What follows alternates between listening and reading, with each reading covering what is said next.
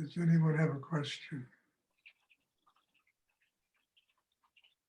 I spoke this afternoon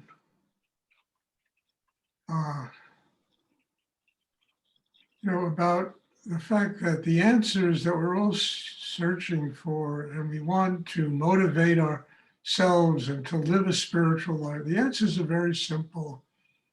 I mean, it comes down to a basic reality. What do people want? They want to be happy people. They want to have joy and love in their life, and this is not a terribly difficult thing to comprehend, but it's a difficult thing to attain. And the only reason it's a difficult thing to attain, we're up against one person. I say this a lot, but it's true. We're up against ourselves.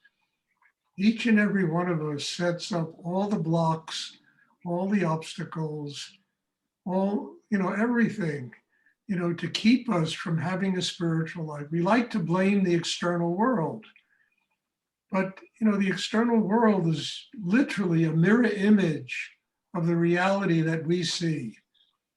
And if we change the reality inside ourselves, the external world is going to change. So the real block, the real problem is not outside ourselves, it's internally, that we need to get free of the one person who keeps us from becoming spiritually enlightened, and that's ourselves. So we go to teachers, we go to, half the time not even knowing why we go to gurus and swamis and this one and that one, and supposedly the teacher is supposed to show us how to use the tools that are available to a human being to get past themselves, to learn how to get free of themselves. And, I can only say that I have infinite gratitude in my heart for the day that I met Rudy, because that was the essence of what he taught: how to get free of yourself, how to use this double breathing exercise, which, he really developed, and how to use it to open in such a profound way inside yourself that one literally becomes a vehicle for higher energy in the universe. The answers are simple, but the mind gets in the way, and emotions get in the way, and sexual energy gets in the way and complicates everything. So we need to learn to master those energies. We need to learn how to use the mind in a conscious way, so that the mind begins to build the very core, the foundation of our being, by being focused in the chakra below the navel. We need to learn to use the heart in a conscious way. And what does that mean? It means we need to really, truly have gratitude for our lives. Gratitude for whatever the universe has given us, the good, the bad, the indifferent, whatever it is, it came to teach us something about ourselves so that we can grow and develop a deeper connection with higher energy in the universe. All of it is simple, and yet human beings are masters at complicating everything. Masters at, really developing endless, blocks and tensions and ideas and thoughts of right and wrong, et cetera, and creating a polar universe, creating a universe that is endlessly in conflict, where everything is in conflict with everything else.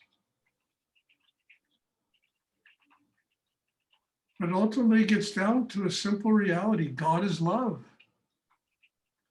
And in order to experience the love of higher energy, one has to begin to work with themselves, with one's own self-worth, who we are, what we are as human beings, accepting our limitations and using them to grow instead of allowing them to defeat us.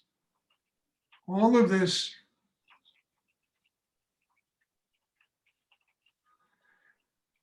is full of wonderment. All of it is teacher. It's just the endless ways that the universe or God or whatever you want to call it has to teach us about ourselves and what we need to do to grow.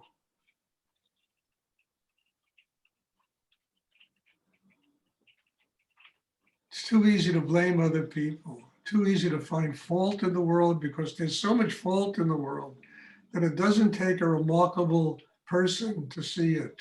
It takes an amazing person to say, okay, I'm going to fix my internal life. I'm going to fix the world. First, I have to fix my internal life. And that takes time, it takes work, it takes tremendous effort, patience with oneself, and a consistency of doing it. Nobody's going to do this if they sit down and meditate every 2 weeks, you know? Yeah, you might calm yourself a little bit, but you can take a hot bath and do the same thing, you know? And it takes a consistency of work, consistency of effort to truly plummet the depths of one's inner life.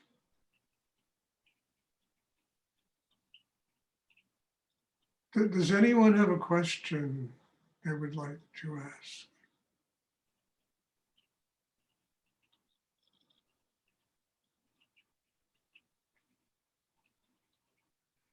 I mean, this is all important stuff, and stuff that, you know, we as human beings have to come to terms with.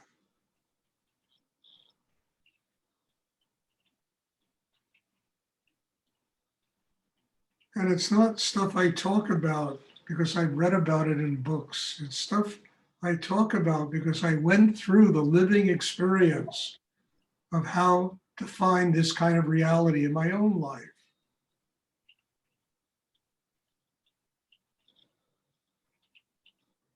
I saw Rudy go through that living experience to find that reality in his life. And to me, that was one of the greatest things. I mean, it was such a great education to watch the way he dealt with everything, transforming it, using it to grow. It was his teacher. It wasn't his enemy. It was showing him about himself. I mean, he used to, you know, I mean, I'll never forget, he said, I couldn't pay a therapist, you know, $1,000 an hour to point out the things that are wrong with me that my mother does for nothing. I'll never forget. It's true, you know, you have a mother and what do? They point out everything wrong with you, you know? I mean, it's really true. And I used to laugh, but it was such a profound realization, and how to use this as a way to grow instead of as a way to defeat himself. We're getting into big fights with his mother because she didn't like what she said about him.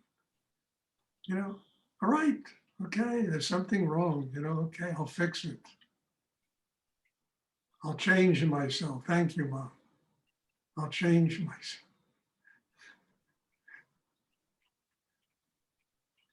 Does anyone else have a question? Or does anyone have a question? We hadn't gotten to anyone else yet.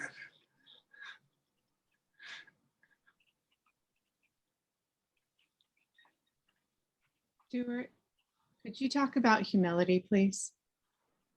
About who? Humility? Humility, yes. I didn't get that word. Melody? Humility. Humility. Yeah, you know, look,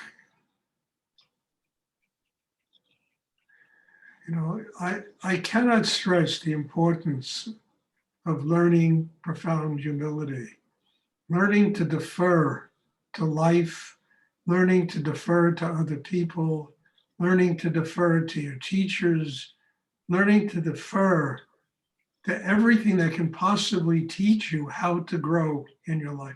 It requires learning how to listen instead of knowing better and being right, which is one of the great, you know, pitfalls of almost all human experience.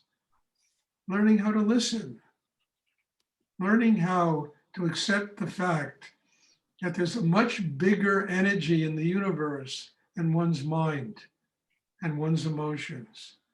and learning how to open to it. Well, this requires humility. It requires a sense of gratitude in oneself, a sense of truly being open, to what is constantly being taught one.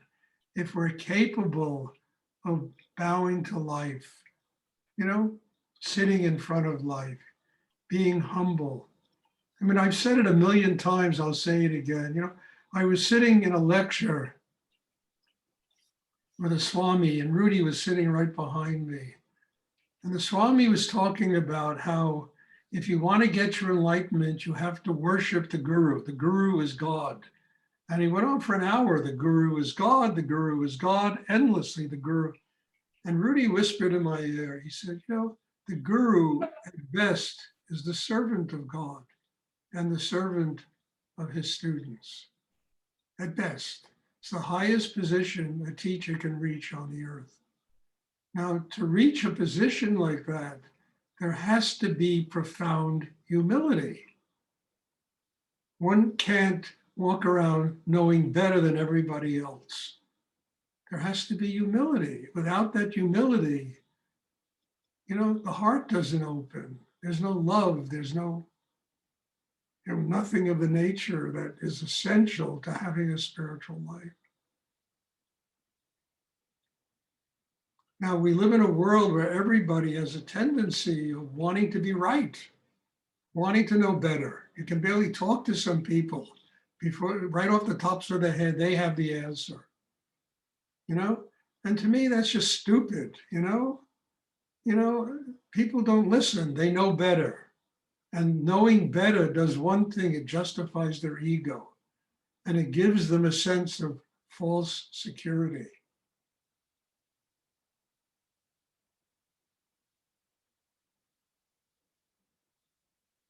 So humility is a very important element in the development of just as a human being. Forget about a spiritual life. Not having to know better than everybody else. Is there anybody more difficult to be around than somebody that's right all the time? There's nobody. They drive you crazy. I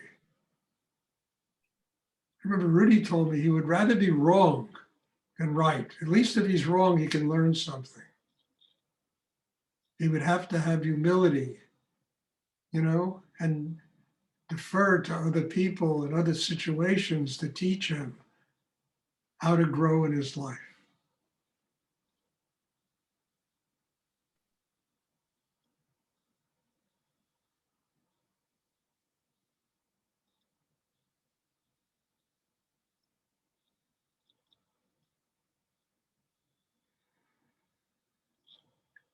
Does anyone else have a question I would like to ask?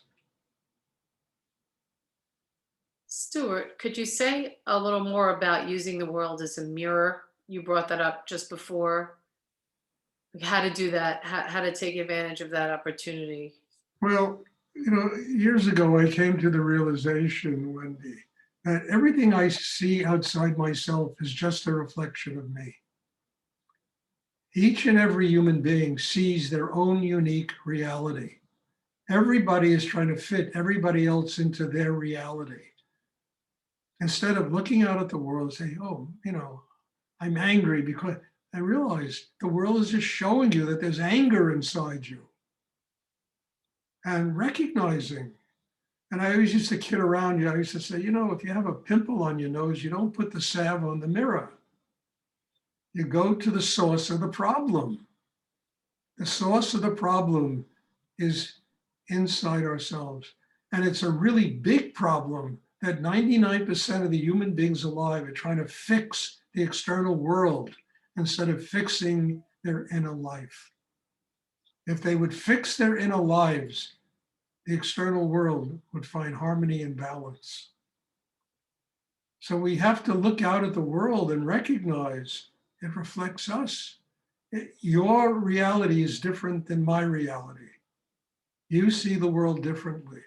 That doesn't bother me. I love that because then I can learn from you. You understand? And you will show me things that are missing in myself. and I need to develop. And to approach every human being that way is an amazing, way of seeing life. Because what we see just reflects us. And then life itself becomes the guru, not Swami Stuart and Yogi this one. And, I mean, my job is not to be a Swami or a yogi or a guru or any of this stuff, It's just to help people build a system in themselves where they can look out and see the real guru, the real teacher, which is life being reflecting their inner life, the external world, the world itself reflecting their inner life. And in order to do this, I'll repeat over and over again, you have to develop a chakra system that's capable of doing this. I mean, you can think about it. It could be an idea in your head. It's not going to work. The chakra system has to be highly developed, highly refined. Your tension, you have to have the ability to transform your tension into chi, into love, to harmony, balance. And the external world begins to reflect that. And it'll constantly tell you what you got to work on in yourself.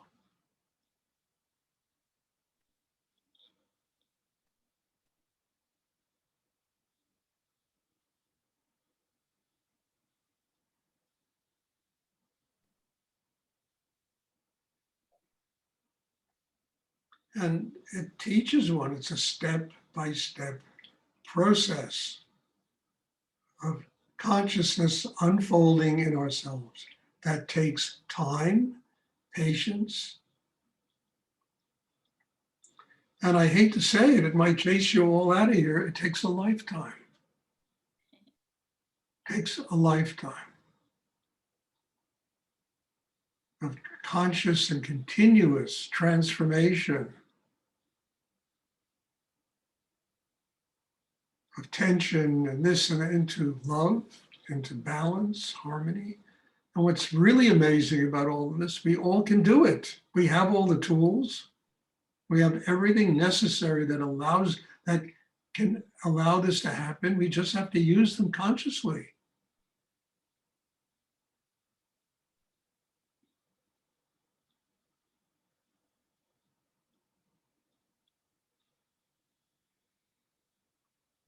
Does anyone else have a question they would like to ask?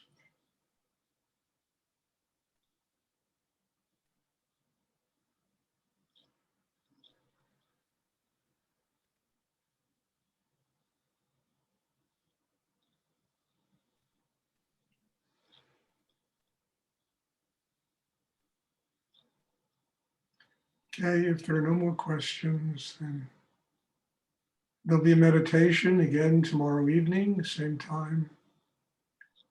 And I'm looking forward to seeing you all there. God bless you for being here. I mean, I say this every night, but it's really true.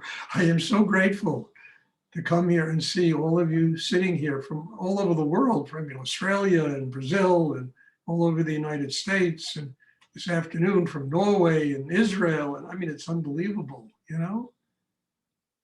And I'm so grateful. Not that I'm a teacher and I have all these students and disciples, that's nonsense to me, But that every person that attends these classes affords me an opportunity to grow in my life. And I can't tell you the gratitude I have for that. So bless you all, and thank you. And I'm looking forward to seeing everybody tomorrow, hopefully. Thank you, Stuart. Thank you, Stuart. God bless you all. Thank you. Good night. Thank you. Bye. Good night, Stuart. Thank you. Stuart, good night.